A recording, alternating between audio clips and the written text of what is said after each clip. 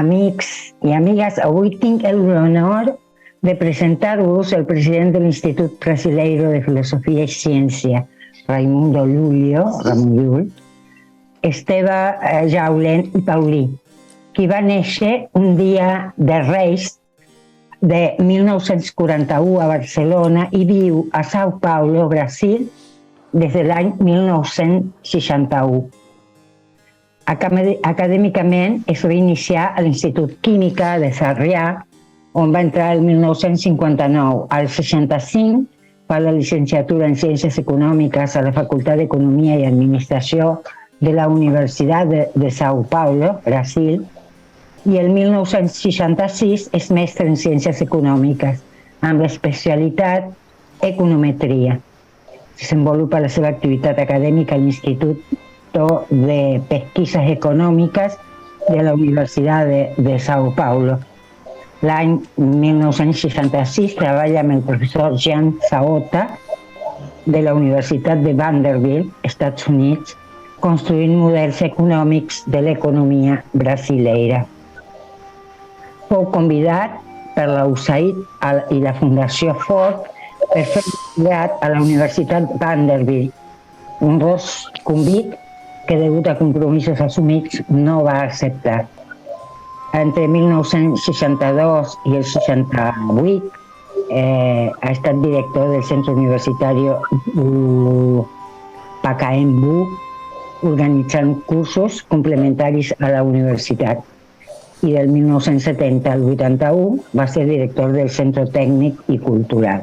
El professor Esteve Jaulent i Paulí és autor d'articles en publicacions especialitzades en seccions econòmiques dels principals diaris de São Paulo, els anys 1985, 87 i 88, al diari del Comercio, Folha de São Paulo i Gaceta Mercantil.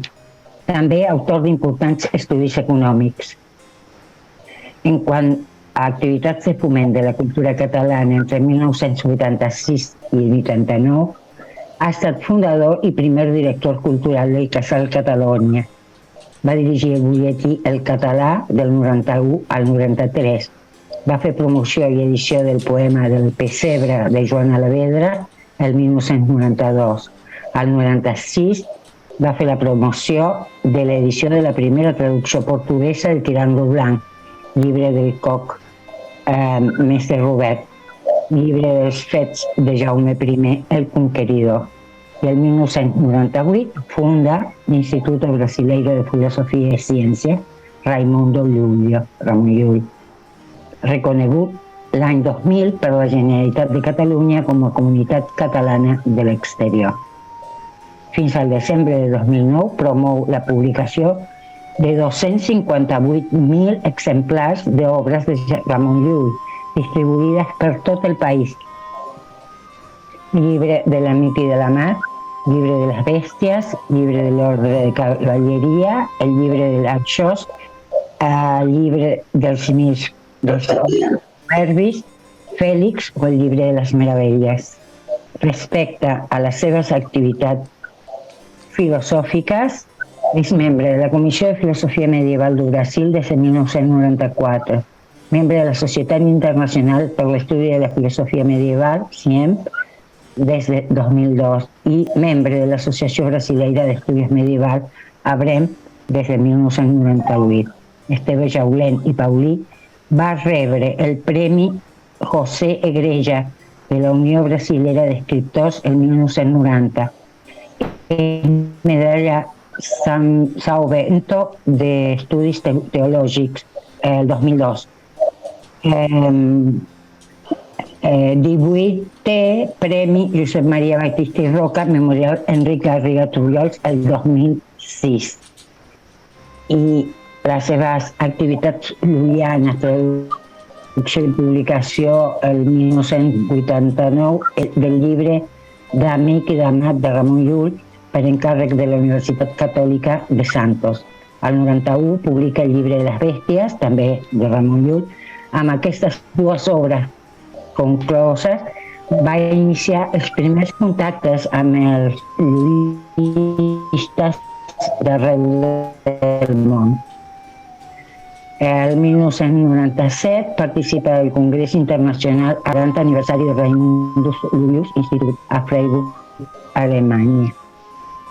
El 1998, amb un grup de professors universitaris amics, funda i presideix l'Institut Brasileiro de Filosofia i Ciència Raimundo Lulio, estructurat amb un perfil internacional amb la finalitat de difondre la cultura catalana, tenint com a punt de partida la figura i el pensament de Ramon Llull.